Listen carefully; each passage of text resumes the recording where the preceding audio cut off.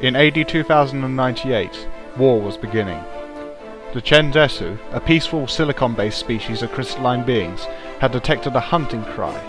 Together with their allies, the robotic Murnahan, they repulsed the first wave of alien invaders in 2110. These were the ur-quan. The ur-quan had already subjugated the Umgar in the initial expansion phase, forced the cowardly Spaffy to surrender in 2111, and even managed to bring the cruel Ilrak to heel a year later. The Chenjesu realised the gravity of the situation and made an effort to contact other races. One such race was humanity, now in a state of peace and unity on Earth. War was a thing of the past, but the instruments of war still remained. In joining the Alliance and receiving new technology, humanity quickly moved to gear up Earth's industry and opened the so-called peace ports up, filled with thousands of nuclear warheads. By 2120, the Alliance of Free Stars had assembled 7 races against the hierarchy of ur-quan battle thralls. A series of hierarchy attacks along a huge front met stiff opposition, resulting in massive casualties on both sides. The Alliance began to gain ground when in 2124, the Mycon joined the ur-quan. This was the first and only documented case of a race actively seeking to become a battle thrall with no outside provocation. By now, the ur-quan vanguard was being reinforced by their main fleet. Only a superweapon could serve to counter this fighting force of extraordinary magnitude. Such a weapon emerged for the hierarchy. The ur-quan main force deployed the Sum Archer, a precursor dreadnought of terrifying power. In ancient times, thousands of years before the dawn of history, an ancient race had existed. Nobody knows who they were or what they were doing, only that they had built a starship capable of wiping out fleets in seconds and turning ground defences to dust. A spearhead made it to Procyon, the Chenjesu home system, and soon after the Raynet line was broken, opening up the road to Sol. The ur-quan, however, would much rather see their enemies on their side than scattered into atoms. Each race was offered a choice as to their fate. Some, like Chenjesu, Murnahan and humans, chose to become fallow slaves, trapped on their homeworlds, never to travel space again. Others, like the Yahat, welcomed their new alien overlords and became battle thralls, exchanging military service for some measure of freedom.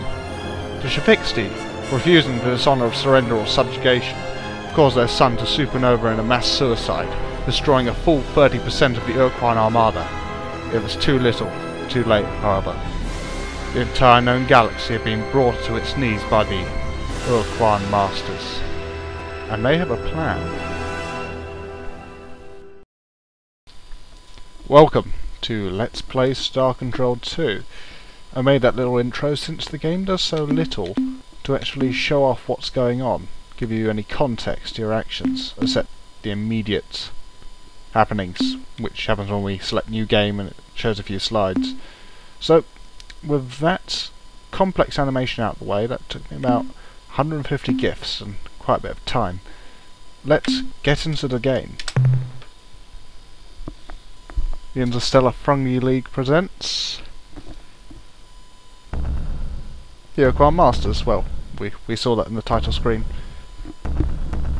Based on the source code of Star Control 2, Star Control is a trademark of Atari. Okay, I'll stop reading now, because the text is quite big. Not much I can add, though.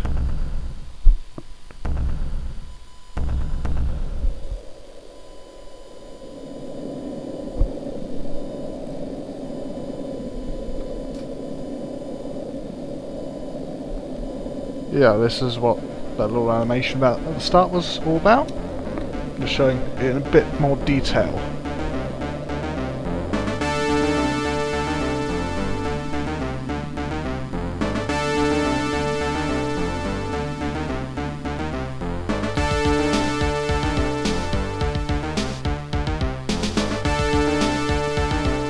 Star Trek-y kind of uniforms there. Quite a nice touch if you ask me.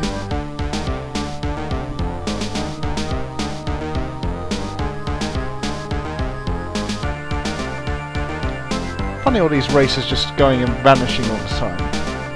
Seems to happen quite often in science fiction.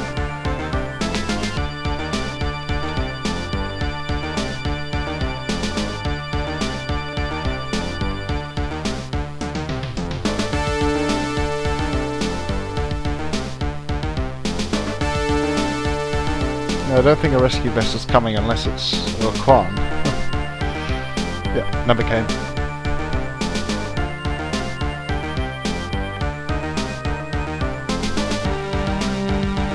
It's quite a long time to go undetected, really.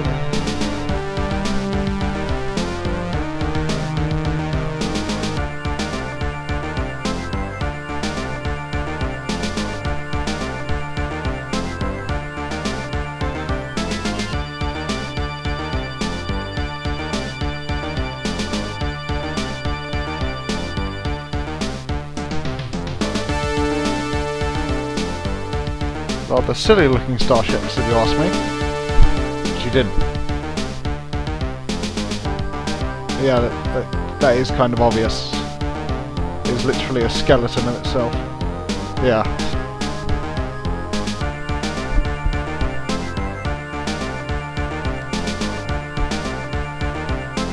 Isn't it always the case? Yep, it's always us as well. Never anyone else can do our job. I'm sure this will go swimmingly.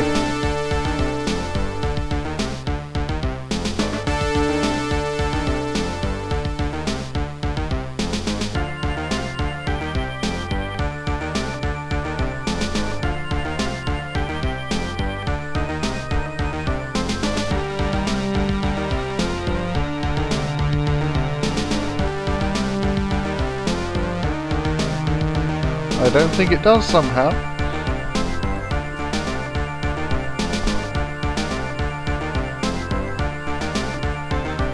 One against millions.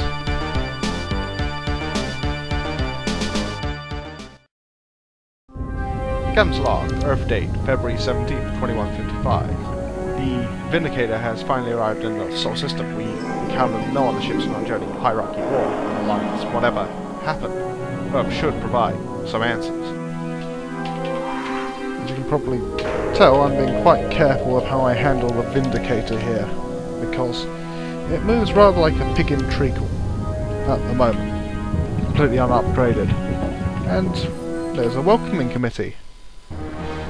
Attention, interloper. Heed this recorded message. This drone vessel speaks with the voice and authority of ur-quan. You are trespassing within ur-quan space.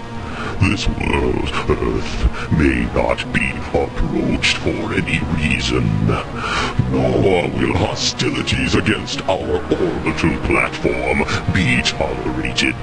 In addition, your ship does not respond to standard hierarchy identification transmissions, and is therefore deemed to be independent. This is not permissible. Only subservience shall be tolerated. This drone now leaves to inform the ur-quan of your transgressions. You are commanded to remain here and await the arrival of the ur-quan. Disobedience will be punished. Ooh. I think we better listen to them, you know. Wait here for a while.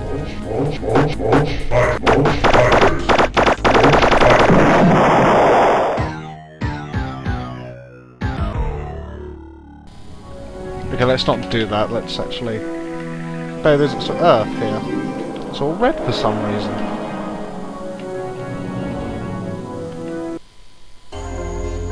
Oh, it's Earth as we know it. Let's do a little scan. Seems our scanning can't penetrate this red glowing thing on it. I suppose there's not much we can do.